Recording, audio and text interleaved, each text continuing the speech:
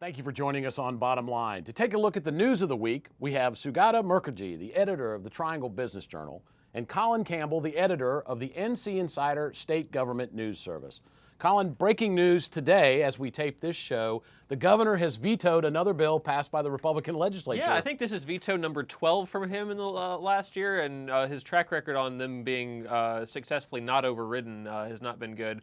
This is another one that we think the legislature is probably going to override when they come back to town in October. This is the bill best known for two provisions. One is funding for the Gen X contamination issue. It's about, I think, $350,000 that would go to the utility down in the Wilmington area that's dealing with this issue and some other local government entities. The other provision is the plastic bag ban repeal on the Outer Banks, basically saying that grocery stores in certain Outer Banks counties can't provide plastic shopping bags. That's something Republicans wanted to get rid of. The governor was opposed to that. On the Gen X issue, he felt like in his veto statement that this was inadequate funding, that it needed to go instead to the state regulatory agency, the Department of Environmental Quality, that's in charge of overseeing the company that's dealing with the Gen X cleanup and is responsible for the Cape Fear River's contamination. So that seems to be the main point of contention there on that bill. So from what you just said is that there's a very good chance it's going to get overridden by the legislature. So he's going to get it anyway. Suddenly the agency will have to. The question is, how do you sort of regulate this in the future? So yeah, and so I think you're going to see the governor continue to push for more funding to the Department of Environmental Quality. The response from the Republicans has been, we think they have the resources they need to do the job as is. You can't use this as an excuse to say you want more funding to this agency that just happens to be in your cabinet. But of course, Department of Environmental Quality has seen pretty drastic funding cuts over the years, long before Cooper became governor. Also, legislative action this week relative to judicial redistricting. What's the latest in that, Colin? Yeah, so that we should be expecting the new version of the new judicial district maps in terms of where each Superior Court and District Court judge will come from. That's supposed to come out next Wednesday. There's going to be a public hearing next Wednesday. This week we heard from the District Court Judge Association, the Superior Court Judge Group, and the Bar Association. All of them have some very serious concerns about this process, and they're not concerned about it so much from the partisan standpoint. A lot of the rhetoric around this has been redrawing the districts to favor Republican judges and boot out some Democrats in judge positions. The judicial groups and legal groups are very concerned about the impact on process. They're concerned that a lot of incumbent judges will be drawn out of their districts or double bunked with other judges. That'll result in more inexperienced judges coming to the bench who may not be as good at administering justice as some of the more experienced ones. And there are also some concerns about travel, that the way this new system would work, judges would be spending all their time driving across the state to hold courts 6 counties away, and that would keep them from being able to be home with their families. You'd then have fewer female judges, fewer judges that have young children. And is that the reason the NC Bar Association is opposing this? Yeah, that's one of the reasons. They also say this process is going way too fast. They want it to slow down, take lots of input into consideration, and then come up with a plan maybe next year or the following year, not this October session, which Justin Burr, the House representative who's pushing this plan, really wants to get this to a House floor vote in early October. There's a lot of attention paid to congressional and legislative redistricting lawsuits and redrawing maps and those sorts of things. But Sugata, how do you think business leaders perceive something about the judicial system? I don't know, but while Colin was talking, I was thinking as to what the businesses would think like, and I'm just kind of curious if you hear from the business groups about what they're trying to do with the judges, because it doesn't seem to have a direct impact, or am I missing here? Yeah, I mean, you haven't heard from those groups yet, I think, because a lot of the direct impact, or they're more indirect impacts than direct, I think. You do have a lot of these judges who say they've built partnerships within their communities, so they don't want to have to travel or represent a different district or a different set of county. And that includes partnerships with the business community when you're trying to work on reentry programs to get people who are in the criminal justice system back into the workforce.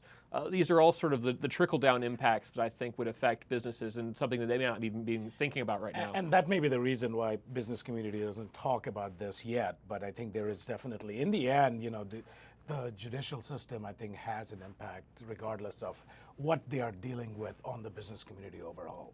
Well, you know, the biggest buffalo in the buffalo hunt that is economic development, Amazon wanting to find a second headquarters, promises of 50,000 new jobs, $5 billion in investments. Sugata, where do we stand as a state in terms of trying to line this up? So we are looking at Amazon from the Triangle perspective. Of course, the Triangle people think like we have a much better chance than anybody else in the country, which of course it's hard for us to believe that. However, Amazon is sort of beginning to sort of make it maybe a little more clearer through some of its executives when they talk about this project, that it is almost certain the second headquarters is going to be east of Mississippi. So that sort of, I think, eliminates a couple of pretty big cities, frankly, borderline city like Chicago, and of course Denver, which has been regarded as, that they has. So you don't know what's going to happen just by looking at the demographics of the company and what Jeff Bezos has been saying about why it is necessary for us to have a second headquarters. Triangle has a lot of what Amazon wants, but what Triangle is missing is the mass transit piece. And frankly, that's sort of a missing part from pretty much all over North Carolina. So I don't know where does Charlotte's better than us on that, but they're still not anywhere near what a big city would expect for mass transit. That's going to be. I don't know whether they are going to sort of weigh all the factors in the same way.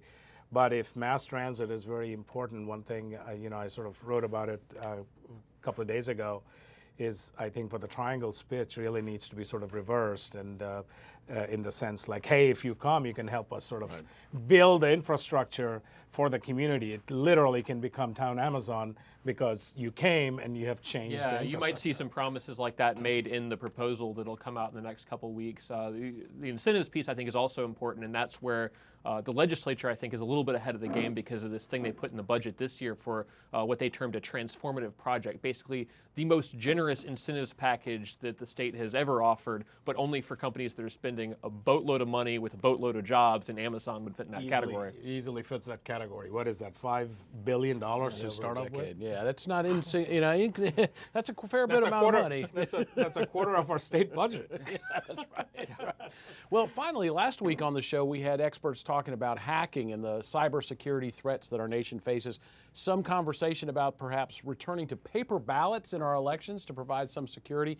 Will hacking be a primary issue in the 2018 elections? Will people's concern about the legitimacy elections become an issue? So what came out in just a couple of days about the SEC now believes that illegal trades have been made through the hacking. That's got to concern the corporate community. I mean, that is because CEOs can get thrown in jail for doing nothing, and then if the hacker gets into the system and makes trades. So I think it will become, of course, what has happened for the 2016 elections. It is going to be a big thing. Whether it goes back to paper ballots, I'm really and of course, I should note North Carolina, for the most part, does have paper ballots, so it's a little bit more secure of a system here in this state than some of the states that have gone more electronic in how their voting systems work. And I think there were some rumors of possible election hacking that affected North Carolina, which very quickly were batted down by our elections agency here that said there's nothing to that. Nothing was compromised in 2016. A lot of it will just depend on what the politicians say. If the politicians make it an issue, we might have an issue.